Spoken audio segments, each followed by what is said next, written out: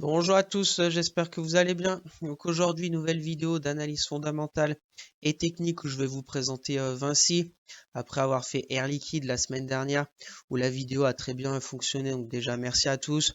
Donc n'hésitez pas à encore lâcher un maximum de likes sur Vinci pour me donner la force de faire la semaine prochaine peut-être une autre société intéressante pour un PEA avec versement de dividendes qui je crois Vinci, ça fait plus de 25 ans qu'il verse des dividendes sans interruption. Donc je pense qu'elle a tout à fait sa place dans un PEA long terme. Je vais vous en parler. Et puis bien évidemment, n'hésitez pas à vous abonner à la chaîne, à partager la vidéo. Et puis pour les personnes intéressées par mon Twitter, où je mets pas mal d'infos sur la bourse, des analyses graphiques, etc. Le lien est dans la description. Allez, on passe au sommaire. Donc on commencera par une rapide présentation de l'entreprise. Après on fera l'analyse fondamentale de Vinci avec, comme d'habitude, mes petits tableaux avec des données économiques qui me semblent importantes. On verra bien évidemment aussi son dividende et son rendement sur dividende. Après on fera l'analyse technique sur TradingView pour essayer de trouver des zones d'entrée sur Vinci pour plutôt du long terme, très long terme. Et puis on finira par une conclusion, des choses importantes à retenir. Bien sûr, je ne suis pas un conseiller financier. Mon avis dans cette vidéo ne présente pas un conseil d'investissement. Elle est juste réalisée à but pédagogique. Chaque investisseur doit avoir sa propre stratégie. Investir en bourse représente un risque. Vous êtes le seul responsable de vos achats et ventes d'actions. Donc Vinci est le numéro un mondial des prestations de construction, de concession et de services associés. Au niveau de la répartition de leur chiffre d'affaires, on a à peu près trois gros pôles. On a la conception et construction d'ouvrages avec Vinci Construction qui représente un peu plus de 47%. C'est notamment tout ce qui est dans le domaine du bâtiment, du génie civil et de l'hydraulique.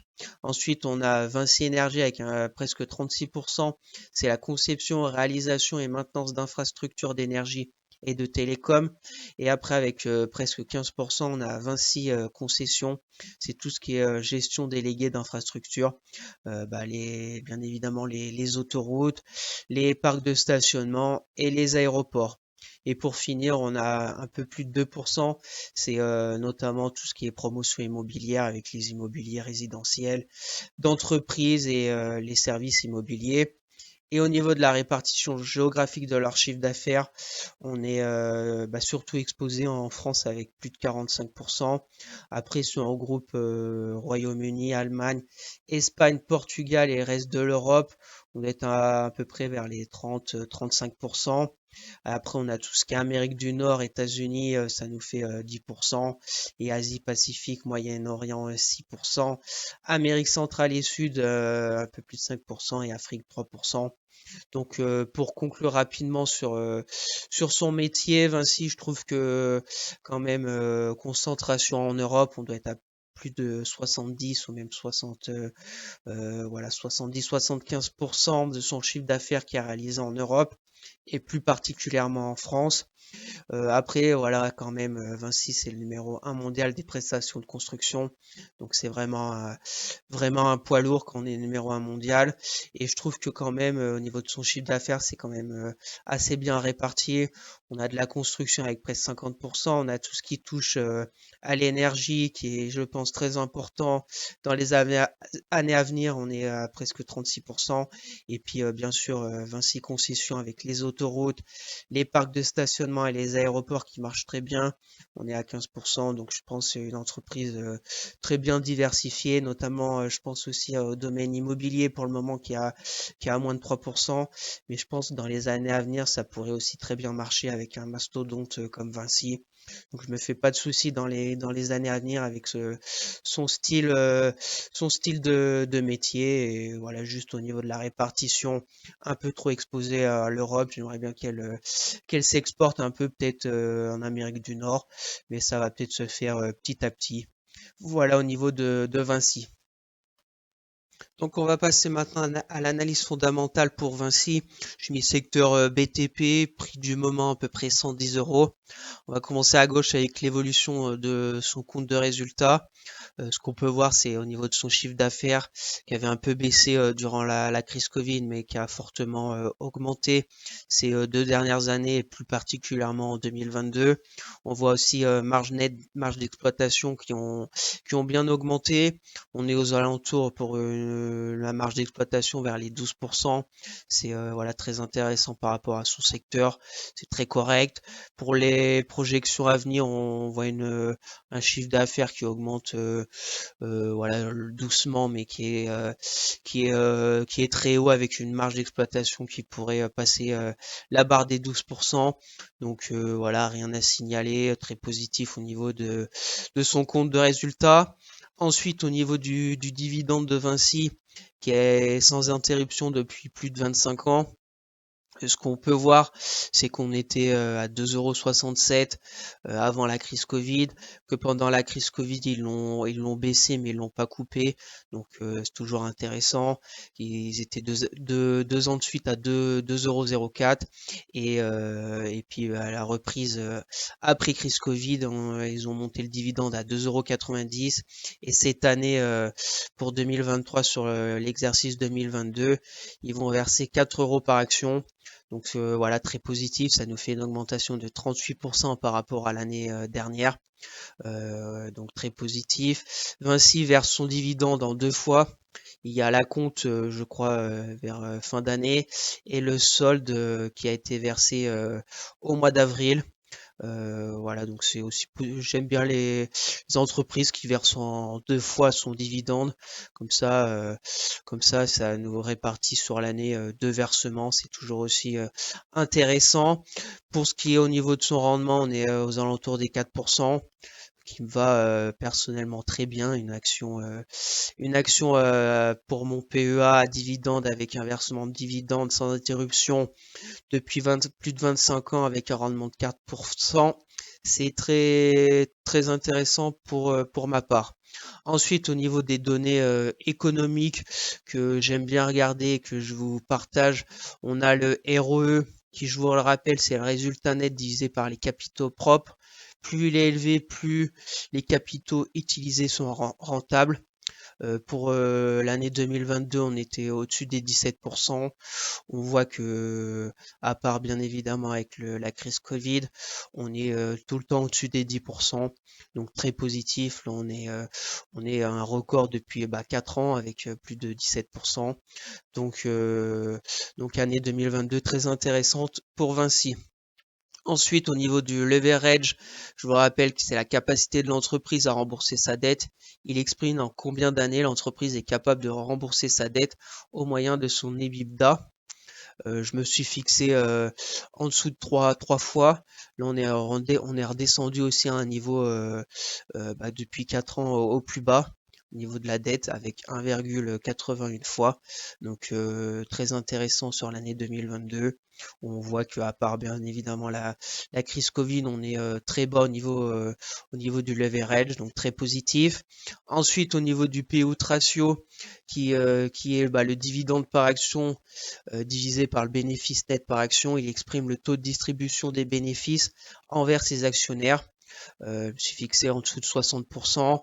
On voit que la crise Covid, ils l'ont pas coupé, mais ils étaient au-dessus de 92% de payout ratio. Et 2021, où c'était la reprise, ils ont été aussi au-dessus des 60%. Mais là, on est redevenu vers les 50%. Donc intéressant. On voit que c'est très très bien géré. J'ai même regardé avant 2019, c'est toujours aux alentours des 50%. J'ai même été voir sur leur site Vinci, où ils mettent leur politique de dividende. Ils mettent comme quoi chaque année, ça sera aux alentours des 50%. Donc ce qui veut dire, si on a toujours des bénéfices nets par action qui augmentent, on aura toujours un versement de dividende qui va aussi augmenter. Donc j'aime ce genre de discours. Ça m'intéresse pas une entreprise qui augmente chaque année son dividende, mais qui son PO de ratio augmente dans le même temps. Parce que plus on va arriver vers les 80%, 100% du PO de ratio, ça voudra dire que l'entreprise ne peut plus investir pour l'avenir. Donc ça non plus, ça m'intéresse pas. Je préfère même une entreprise qui réduit un peu son dividende pour récupérer du cash après une mauvaise année et avec un PO de ratio aux alentours des 60% pour pouvoir réinvestir encore ses bénéfices. Voilà, et au niveau du PER, pour finir, ça correspond au nombre de fois que le bénéfice net par action est capitalisé dans le cours de l'action. Donc plus le PER est élevé, plus la société est jugée chère en termes relatifs, bien sûr. Là, en 2022, on est redescendu parce que le cours aussi a baissé en 2022. On est aux alentours des 12 fois. Donc voilà, on a une action en 2022 qui était un peu redescendue. C'est pour ça qu'on est à ces niveaux-là. Mais voilà, rien à signaler aussi au niveau du PER. Donc pour conclure rapidement sur son analyse fondamentale, pour moi, Vinci est très intéressante au niveau surtout de son dividende et son rendement sur dividende, et en plus ses données économiques qui me vont parfaitement je pense qu'ils vont encore aller pour de nombreuses années. Voilà au niveau de Vinci. Donc passons à l'analyse technique de Vinci sur TradingView. Je suis en données mensuelles pour vraiment voir la tendance de très long terme depuis le début qui est haussière. On voit que la MM200 mensuelle n'a jamais été cassée. On était monté jusqu'à 95 € avant le crash Covid. On va se mettre en hebdomadaire. Donc hebdomadaire, donc c'est pareil, MM200 qui avait bien joué son rôle de support dynamique en octobre 2014, en novembre 2016, en décembre 2018, et après on l'a cassé pour la crise Covid en mars 2020. Ensuite on a un peu zigzagué en coup au-dessus, en coup au-dessus, en dessous la MM200, et après vers février 2021 on est vraiment passé au-dessus. Elle a bien joué encore son rôle de support dynamique. On voit tout de novembre 2021, mars 2022, juin 2022. Là, on a fait un tout petit trou d'air en dessous de la MM200 hebdo en septembre-octobre 2022. Mais depuis, on s'est mis sur une belle tendance haussière sur Vinci. Voilà, c'est très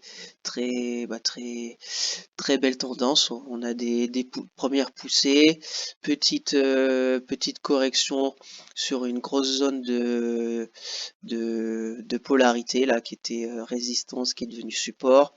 Ensuite, on avait cette résistance des 97 € qui était plus haut d'avant Covid, plus tout ce qui était février 2022 qu'on a cassé. Deuxième poussée, on a atterri vers les 107 €. On a fait un beau petit pullback sur la belle zone bas de polarité qui est devenue support. Et puis on a cassé la résistance des 107 € pour aller jusqu'à 113 €. Voilà où est-ce qu'on en est maintenant. Cette semaine, on a peut-être la correction qui va venir retourner vers les 107 €. Et après, c'est à voir si cette zone de polarité va fonctionner pour retrouver un courant acheteur pour monter plus haut, ou est-ce que le support va casser et on pourrait revenir vers les 97 €. Zone pour ma part d'intérêt pour Vinci. Dans les semaines à venir, pour ma part, c'est cette zone que je vise, 97 € dans un premier temps. J'ai ce support oblique aussi haussier là, qui reviendrait vers aussi 97 si on zigzague quelques semaines, ou si on va encore plus bas vers les 89 €. Voilà au niveau de Vinci que je suis bien évidemment actionnaire. Les droites verticales, c'est les semaines où j'ai acheté des actions Vinci que j'avais pris en 2021. Depuis, j'ai rien pris du tout sur Vinci. Voilà au niveau de l'analyse technique de Vinci. Je pense pour les personnes intéressées par Vinci qui ont toujours pas d'action, attendez les semaines. Je personnellement, j'attendrai vers les 97-100 euros pour reprendre du Vinci, ou pour les personnes qui n'en ont pas, pour commencer une belle ligne Vinci pour du très long terme. Et si bien évidemment dans les semaines à venir elle corrige plus, bah vers les voilà 90 euros. Et puis après on verra tout ça ensemble. Voilà au niveau de Vinci et de l'analyse technique. Donc au niveau de sa droite de régression pour Vinci, que je vous partage comme pour chaque société que j'aime jeter un coup d'œil, on voit quand même que la croissance annuelle est de plus de 14%. Donc c'est vraiment très intéressant comme croissance. On voit que depuis 2010, elle suit bien sa droite de régression. On était un coup au-dessus, un coup en dessous.